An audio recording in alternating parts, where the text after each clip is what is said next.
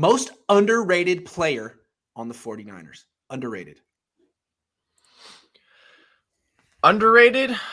Obviously, I got to do who I wrote with this week, Jimmy Ward. I think Jimmy Ward, look, ever since like 2019, so 2019 was like the first year I started covering the 49ers, but it's not like I didn't watch them growing up, anything, because, you know, I'm pretty much in their backyard.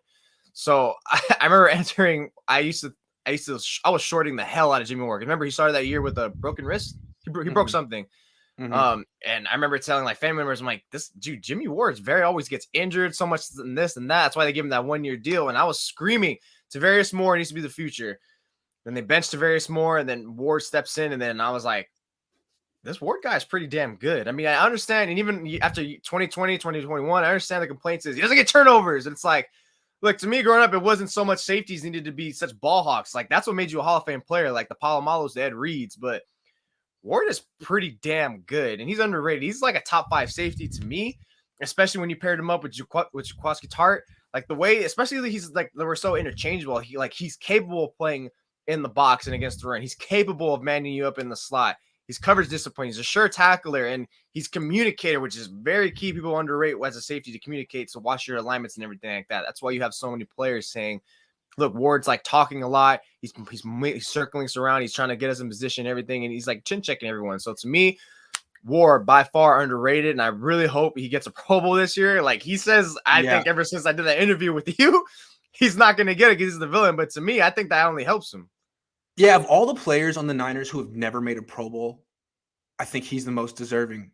You know, you could say Armstead, but I think Jimmy Ward has a bigger impact than Armstead, actually. Because again, Armstead, good player, very good player, but most of his value is run defense, right? Because even in the NFC Championship game, he had no stats. But people could be like, well, you know, he did his job. He set the A. He was good against, stout against the run. Okay, give me a DB. Give me the guy who shuts down the tight end every week. Give me the guy who can play free safety, strong safety, nickel, corner if you need him. Jimmy Ward, I agree. I'm going to go with someone else on the defense, though. Azeez Al-Shaair.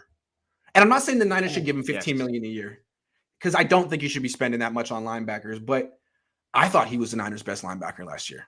As good as Fred Warner was, I thought Azeez is faster, more violent, in the backfield more. And last year, I thought he was just as good in coverage, which was okay.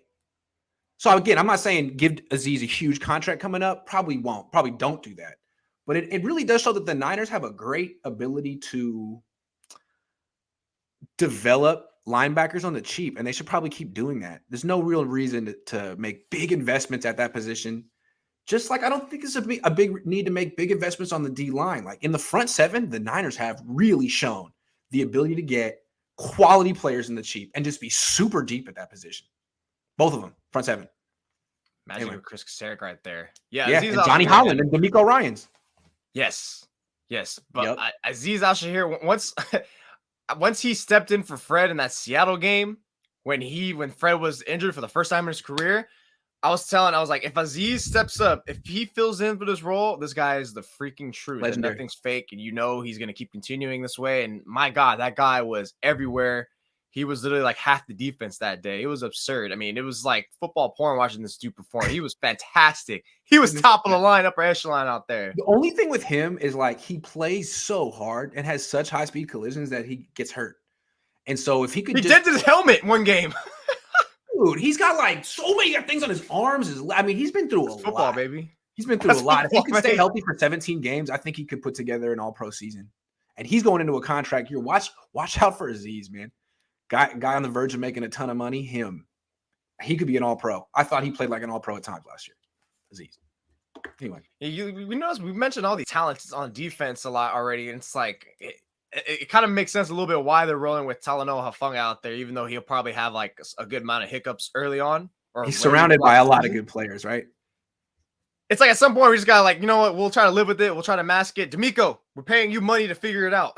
Pay you money to get this guy not so much on the island and get picked on. Also, doesn't it seem like if it doesn't work out with Talanoa, they can just call up Jaquiski whenever and be like, all right, man, here's $1 million. I really don't think Jaquiski wants to come back.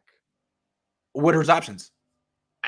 Has he retired? A lot of players are stubborn, dude. Would he rather fish than play football? I just feel like he could be this year's Josh Norman, where it's like September 6th, and the Niners are like, look, Look, I mean, yeah, he doesn't need to be at training camp. From his perspective, like I don't want to sign until September anyway. All right, I guess it depends if they have like a good amount of salary cap space where they can actually give him like more money than they did last year. Because what was he getting paid? Like what? Like barely $2 million last year? Dude, there's no market for Jaquiski Tartt. No, the Niners are the only team. I'm like, hey, prove me wrong, but I don't know. But then the Niners are knocking on your door. That's pretty much, they lost leverage. I just feel like the Niners, every time they see Jaquiski Tartt, they remember the dropped interception. They just don't want that kind of juju. They don't want those vibes. They had to purge the facility of that. Sorry, he's just the face of that loss, unfortunately. Shouldn't be. It's not right. It's not right. It should be Jimmy. It's not Jaquiski. It's true. Matthew Sanders says everyone knew when the ball was going to Vernon, and there was nothing you could do about it. He KO'd that safety in the catch part 3, couldn't stop him. Oh, my God, dude. Dude, if Vernon Davis had been on had played with Sean Payton, oh, my God. Oh, my God. If he had been on the Saints, been crazy. Dirty. That'd be nasty. But he had Mike Singletary. All right, Rich Bonsall says Vernon and Delaney were great together. Yes, they were. Yes, they were. Delaney arguably had an even better career. I don't know if I could say that, but he had a longer career. He had a longer career, a little more consistent, not as dominant. So maybe I think that's what you meant by like better, like longevity. He was good for like a better longevity.